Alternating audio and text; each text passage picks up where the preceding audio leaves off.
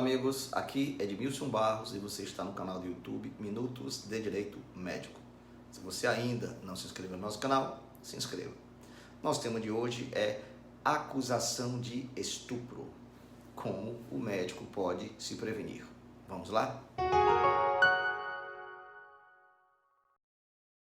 Como já dito no vídeo anterior, em que se falou sobre o assédio sexual, esse assunto teve sua discussão também antecipada devido ao fato abominável ocorrido no Rio de Janeiro com aquele médico anestesista que estuprou a mulher anestesiada. O assunto hoje é o estupro. A ênfase será dada na definição do crime e em como o médico pode se proteger de acusações falsas, que, como já foi dito, por óbvio, não se aplica ao fato que aquele anestesista fez.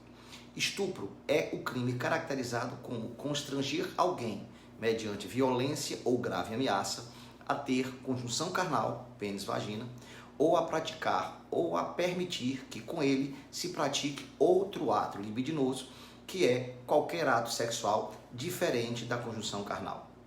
Existe também o crime de estupro de vulnerável, que seria ter conjunção carnal ou praticar outro ato libidinoso com menor de 14 anos ou com alguém que, por enfermidade ou deficiência mental, não tem o necessário discernimento para a prática do ato ou que, por qualquer outra causa, não pode oferecer resistência.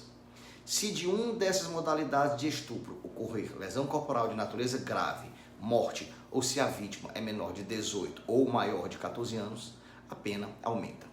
Abrindo um pequeno parêntese sobre o caso do anestesista do Rio de Janeiro, que pôs o pênis na boca de uma paciente anestesiada, há divergência que o caso não seria estupro, e sim violação sexual mediante fraude, delito também grave, mas de pena bem mais branda, que o Código Penal prevê como ter conjunção carnal ou praticar outro ato libidinoso com alguém mediante fraude ou outro meio que impeça ou dificulte a livre manifestação da vontade da vítima. No caso, o anestesista teria praticado ato libidinoso com a paciente usando de meio que impediu a livre manifestação da vontade da vítima, já que ela estaria anestesiada.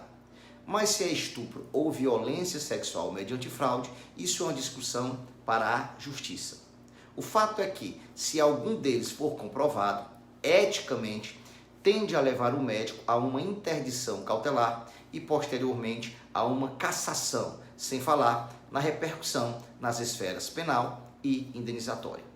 A análise desse tipo de denúncia é sempre complexa, seja na justiça comum ou no âmbito ético, pois, como já foi dito, raramente existem provas e, quando existem, quase sempre são de testemunhas ou a palavra de um contra o outro.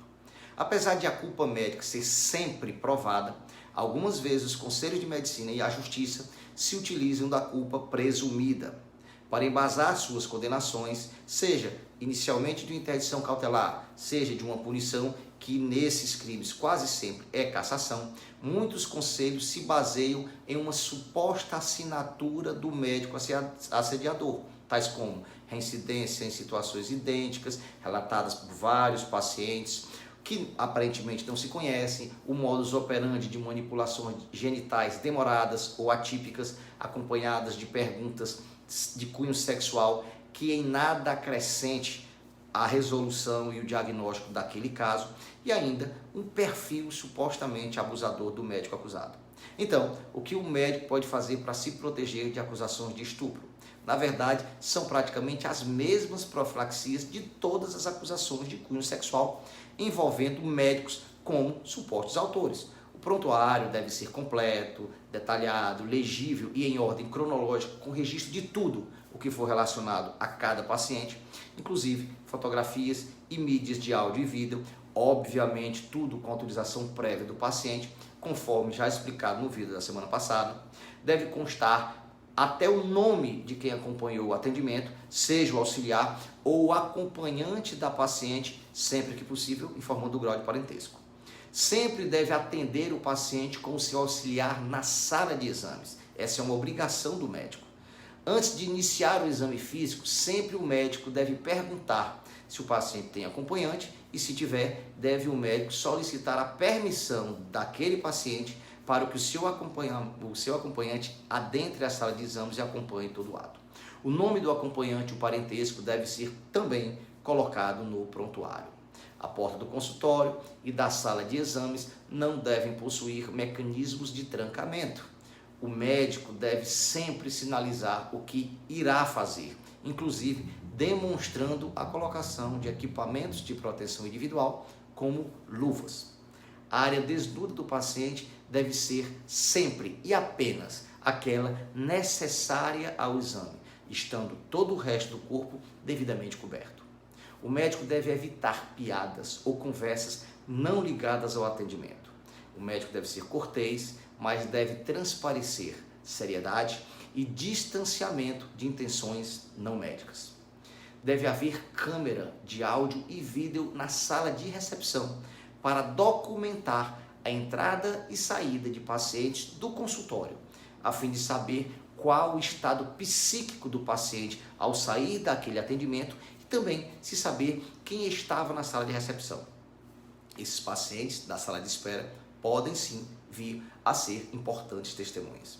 As gravações devem ser guardadas por 20 anos, salvo se o paciente for menor de idade, quando a contagem desses 20 anos se inicia apenas quando o paciente atingir a maioridade. Se o paciente for menor ou incapaz, é importante o seu responsável também estar presente, preferencialmente ambos os pais. Todas as conversas de aplicativos de mensagens devem ser escritas. Quando o médico suspeitar que ficará sozinho com o paciente durante o exame, e sendo assim, será somente a sua versão contra a do paciente, deve o médico imediatamente recusar de atender ou suspender o atendimento. Qualquer situação anormal, deve o médico comunicar imediatamente o caso à direção técnica da instituição, ao Conselho Regional de Medicina da sua jurisdição e fazer um boletim de ocorrência. Em caso de idosos, menores e gestantes, o paciente sempre terá direito a acompanhante. E essa presença de alguém de confiança do paciente deve ser sempre buscada e incentivada pelo médico.